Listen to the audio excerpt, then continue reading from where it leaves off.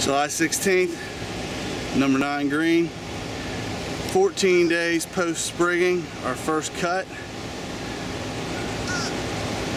Cutting at 225 thousandths of an inch. Removing quite a bit of material. Quite frankly, most of these greens are way ahead of where I thought they would be at this stage of the game. I attribute that to our very comprehensive pre-plant program that included a lot of amendments. A product called Renovate Plus with all kinds of minerals, kelp, humates, and 50% zeolite. And we also added an additional 50% zeolite to help boost the CEC capacity of these greens, help with nutrient exchange and moisture and air porosity. But I'm very, very pleased with where these greens are right now. One of the key things of the first cut, and all, obviously all the cuts are, the mowers must be very sharp.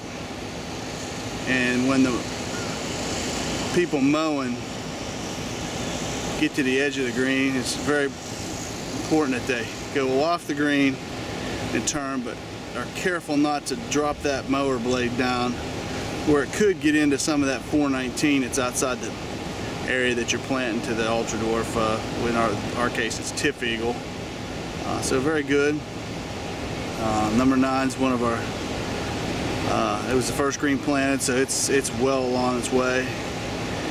And then over here on number 18, that was the last green on the course planted, and it's a bigger green, and it's got 5 sprinkler heads. So I think that kind of impacts the coverage is less on that green from an irrigation standpoint.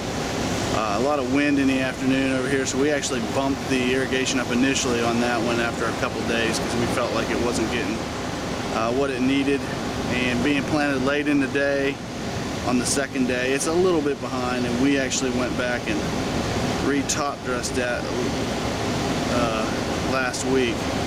And I'm not disappointed by any means in where number 18 is at.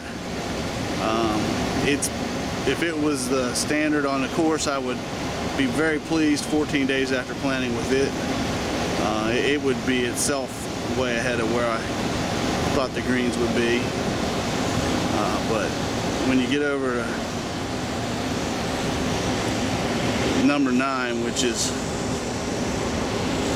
more indicative of the rest of the greens on the course, I am just very, very pleased with how this is growing in. And obviously planting July 2nd and 3rd, you're not waiting around for the hot weather. It's already well into the 70s at night regularly. If you plant first part of June, you always have that chance that, as we did this year, have some cool nights.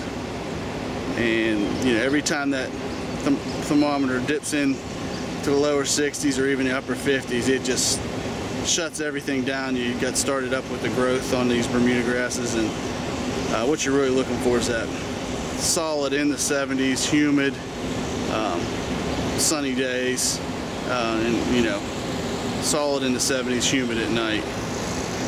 You want the best growing weather for Bermuda, in my opinion, is when you walk out of the air conditioning in the morning, before dawn, and the humidity and the heat just about knocks you down. It's like a wall.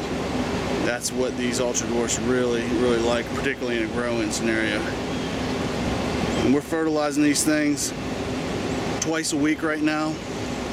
We're using just regular standard fairway grade products. You save a lot of money doing that. The product we're using on probably every 4th fertilization is a starter fertilizer, an 18-24-12, to give you that good punch of phosphorus. And the rest of the time we're using a 10-0-10. All the sources of nitrogen are ammonium sulfate based, and we're going a pound of nitrogen every Monday and Thursday per 1,000 square feet. And we'll do that probably for the next 2 or 3 weeks till we get these things grown in, and then we start manicuring them, and then we'll start backing out of the fertility and get these things tuned up the way we want them to open up, and so they'll be the best they can. But we're really ahead of where I thought we'd be at this stage of the game.